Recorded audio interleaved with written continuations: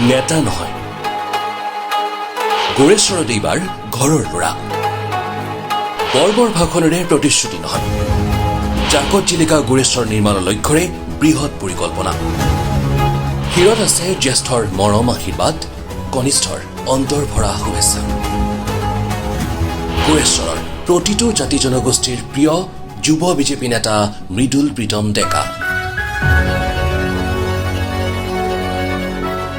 প্ৰতিজন লোকেই নিজৰ ঠাইত এনে এজন নেতা বিচাৰে, যিজন নেতাই বুজে জনতাৰ দুখ কষ্ট, অভাৱ অনাটন। জনতাৰ বিপদত যিজনে প্ৰতিটো মুহূৰ্তত থিয় দিব পাৰে, নিজৰ ঠাইৰ প্ৰতিটো প্ৰান্তৰ জনতাৰ খবৰ ৰাখে, প্ৰতিটো প্ৰান্তৰ বিষয়ে জানে।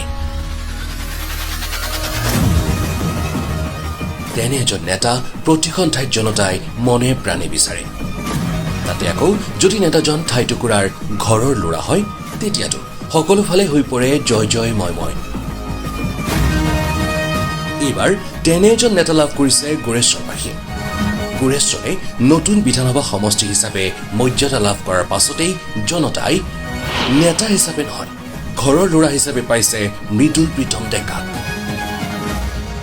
মুখ্যমন্ত্ৰী ডক্টৰ হিমন্ত বিশ্ব শৰ্মাৰ আদৰ্শ শিৰত লৈ ভাৰতীয় জনতা পাৰ্টীৰ যুৱ নেতা মৃদুল প্ৰীতম ডেকা এইবাৰ আগবাঢ়ি আহিছে নিজৰ আপোন ঠাই গোৰেশ্বৰক জাকত জিলিকা কৰি তুলিবলৈ। নিজৰ আপোন ঠাইখনৰ নিজৰ আপোন মানুহবোৰক লগত লৈ যুৱ বিজেপি নেতা তথা গোৰেশ্বৰবাসীৰ ঘৰৰ ল'ৰা মৃদুল প্ৰীতম ডেকা আগবাঢ়িছে আধুনিক গোৰেশ্বৰ নিৰ্মাণ কৰিবলৈ। বুকুত অদম্য সাহস লৈ এখন সপোনৰ গোৰেশ্বৰ নিৰ্মাণ কৰিবলৈ ৰণুৱা ঘোঁৰাৰ দৰে ওলাই আহিছে যুৱ বিজেপি নেতাজন। দীৰ্ঘ সময় ধৰি গোৰেশ্বৰবাসীৰ বাবে বহু উন্নয়নমূলক কাম কৰি আহিছে তেওঁ। গোৰেশ্বৰ সমষ্টিৰ নামঘৰ নিৰ্মাণ, মন্দিৰ নিৰ্মাণ, দুখীয়া ছাত্ৰ ছাত্ৰীৰ পঢ়াৰ দায়িত্ব, দুখীয়া ৰোগীৰ চিকিৎসাৰ দায়িত্ব, এনে বহু সামাজিক কাৰ্যত অতি গোপনে নিজকে ব্ৰতী ৰাখিছিল তেওঁ। যিবোৰ কামৰ কথা কেতিয়াও প্ৰচাৰেই হোৱা নাছিল, কিন্তু শেহতীয়াকৈ সক্ৰিয় ৰাজনীতিত ভৰি দিয়াৰ লগে লগে এই কথাবোৰ লাহে লাহে প্ৰকাশ পাবলৈ ধৰিছে। দুদিন পূৰ্বেই নেতাজনৰ এটি বৃহৎ পদক্ষেপে গোৰেশ্বৰ সমষ্টিৰ জনতাৰ প্ৰতি থকা তেওঁৰ দায়িত্বৰ কথা ৰাইজৰ মাজত প্ৰকাশ কৰিলে।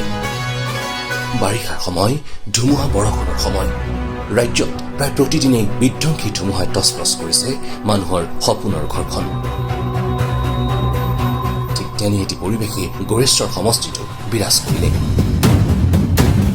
সমষ্টিটোৰ ভিন্ন প্ৰান্তত বিধ্বংসী ধুমুহাই এফালৰ পৰা ভাঙি পেলালে দুখীয়াৰ সপোনৰ পজা, আৰু লগে লগে ধুমুহাই ভাঙি পেলোৱা পজা তুলি ধৰিবলৈ দুখীয়া জনতাৰ কাষত উপস্থিত ঘৰৰ ল'ৰা তথা গোৰেশ্বৰ সমষ্টিৰ বিজেপিৰ যুৱ নেতা মৃদুল প্ৰীতম ডেকা।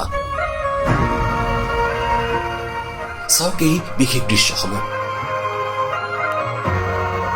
ঠায়ে ঠায়ে ধুমুহাত ভাঙি পৰা পজাসমূহ এফালৰ পৰা পৰিদৰ্শন কৰাৰ লগতে এইসমূহ ঘৰ পুনৰ তুলি ধৰিবলৈ ভুক্তভোগী প্ৰতিঘৰ মানুহৰ হাতত চেকযোগে তেওঁ তুলি দিলে আৰ্থিক সাহায্য, যি কাৰ্যই পূৰ্বতকৈ আৰু অধিক সাহস দিলে সমষ্টিৰ জনতাক।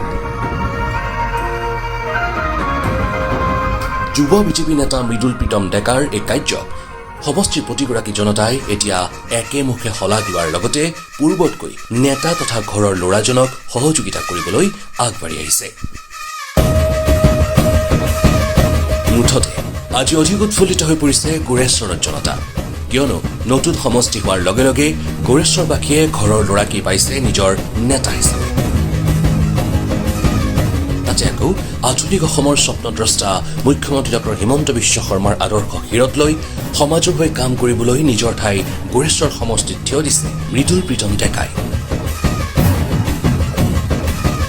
যাৰ উচ্চস্তৰীয় চিন্তাত এদিন ৰাজ্যৰ ভিতৰতেই জাকত জিলিকা সমষ্টি হিচাপে গোৰেশ্বৰে সুকীয়া পৰিচয় পাব বুলি দৃঢ় বিশ্বাসী গোৰেশ্বৰবাসী।